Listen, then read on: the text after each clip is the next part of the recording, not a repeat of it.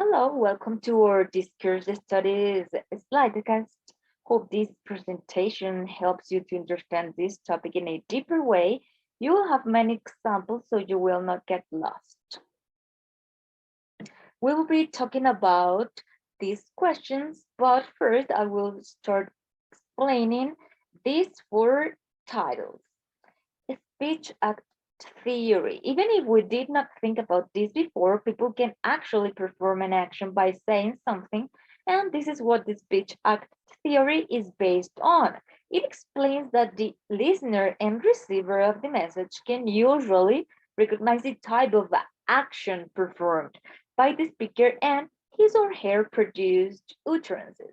The speech act theory was introduced in 1975 by this British philosopher John Austin. This theory is a subdivision of pragmatics, and it explains linguistic meaning in terms of the use of words in the performance of speech acts. But what are speech acts? Well, they are the actions performed by a speaker with an utterance. For example, when I contact the delivery company of Johnny, let's say, and I say, I have been waiting for my pizza for 1 hour, and the app said that I would have to wait only for 20 minutes. I am basically using my words to complain. So, as Austin said, it is literally what the speaker does with words, but uh, because the person is using them in a way that the meaning of the message can be understood or interpreted by the listener. Now, regarding the politeness theory, it was created by Penelope Brown and Stephen Levinson. What is politeness? Well, it is a social action that consists in both linguistic and non-linguistic elements, and that embodies a social practice. Have you ever been polite? Good. How do you know you were polite? Did you know that the face has an important role? According to Joule, face in pragmatics is your public self-image. This is the emotional and social sense of self that everyone has and expects everyone else to recognize. I mentioned this because interlocutors use these specific methods to accomplish effective communication. This is why we can find positive politeness strategies and negative politeness strategies. Now, as an example, I will give you a situation. Listen carefully so you can identify the negative politeness strategy. Madam, I believe you do have a great quality to be part of the team, but at this moment, the company is looking for abilities in other areas. I recognize your potential, and with more practice, you can join this team. Second scenario. So sorry, Maria, I hope you don't misunderstand our words, but we think you are not in the same level as the team at this moment. We are sorry. Now we can go with conversational analysis. This approach has roots in sociology, but mostly in ethnomethodology, which talks about the practices through which the members of a society collectively organize and sustain their activities. Conversational analysis, according to Sigma, is an approach to the study of social interaction and talking interaction that, although rooted in sociological study of everyday life, has exerted a significant influence across the humanities and social sciences, including linguistics. In basic words, the aim of conversational analysis is to discover how, first, how do the speakers allocate turns at talk. Second, how do they know when to start or stop talking? And third, how long do they must be silent, sorry. Great examples could be the ones that Norquist uses in his work to explain the two-part exchange in which the second alternative is functionally dependent on the first. Finally, with the cooperative principle, It was introduced by Herbert Poole. He argued that talk exchanges were not merely a succession of disconnected remarks and would not be rational if they were. The principle states that participants expect that each other will make a conversational contribution such as is required at the stage at which it occurs by the accepted purpose of direction of the talk exchange. It is basically about what needs to be said at an appropriate time with a clear purpose. It has four maxims. The first, quantity. Say exactly what is required. This is to avoid being misleading and to actually provide listeners with the information that they need. For example, if someone asks if you like certain food or not, there is no need to make a monologue, just actually answer the question. Second, quality. To tell the truth, to avoid saying things that they believe in or lack of evidence. For example, saying a lie goes against the principle. Third, relevance. Our response has to be relevant. Refers to the notion that when speaking, people should remain within the topic, not introduce new in related matters. But in the case of discussion, of course, can happen that it is allowed. It is allowed to talk about other subjects in terms of trying to relate both areas, okay? And lastly, the manner. To avoid ambiguity, to be direct and go straight forward. It recommends when communicating, be as clear, as possible to make conversations run smoothly and achieve successful conversations. And of course, a communication. Here I have for you a summary with its examples.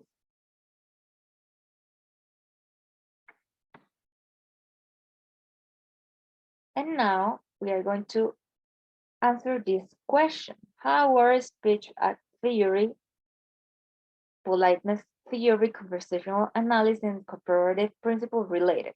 Based on the definitions explained before, the first relation formed between these concepts is that they all focus on the study of the discourse that people are given.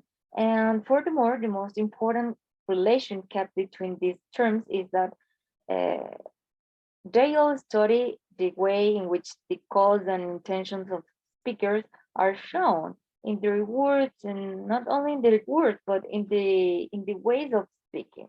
The speech act theory shows how the speaker performed the actions intended through their words, and this intention is also shown in their decision of using positive or negative politeness. So these actions and how they make sense in a conversation will be started by the conversational analysis that will also find meaning in order on the expressions thanks to the comparative principle.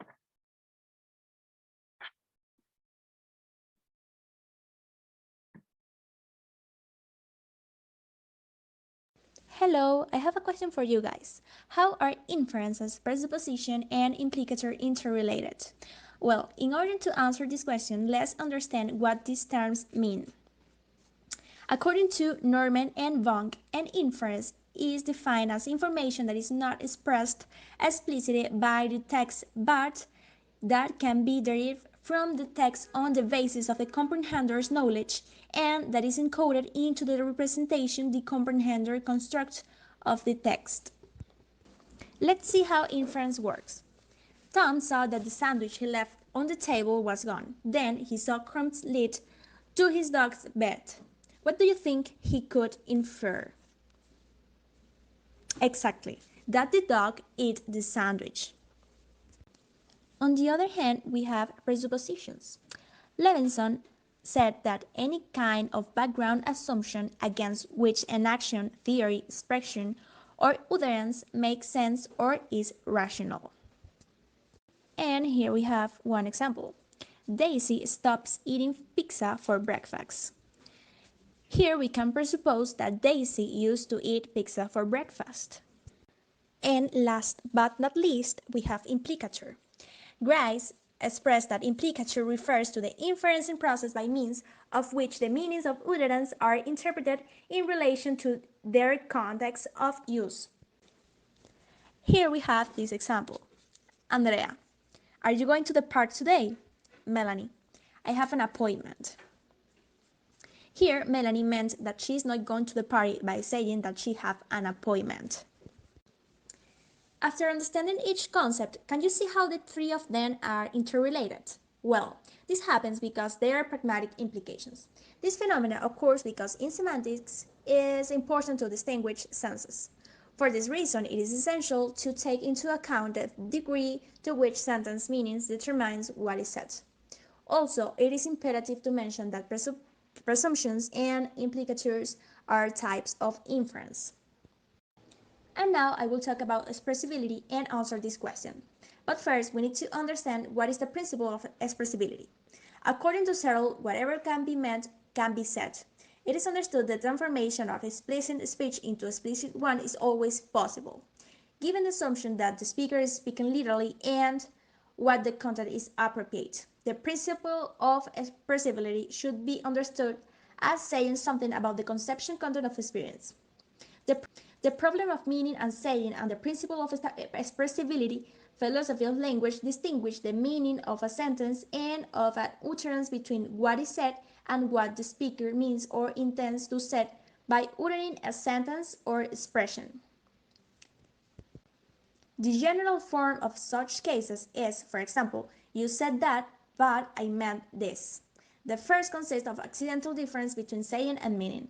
They are accidental because there are no cases of semantic misunderstanding. The speaker may miss the literal meaning of an expression, or he may confuse an expression with another.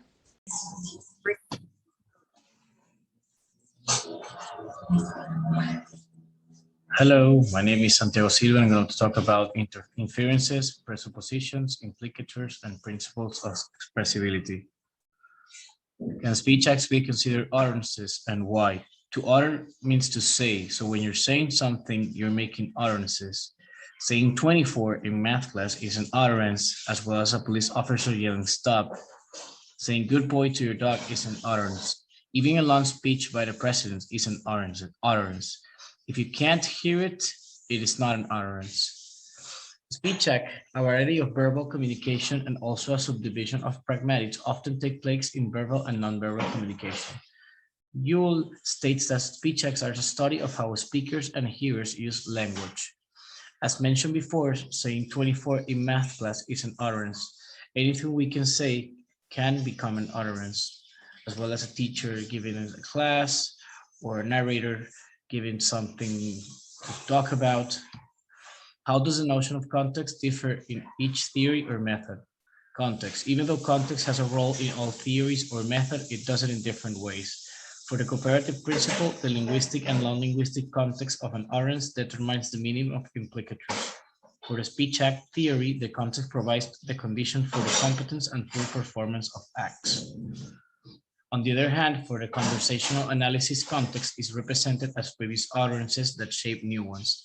In other words, it is based on the background information of the participants and their choices of nonverbal and verbal elements during any conversational scenario.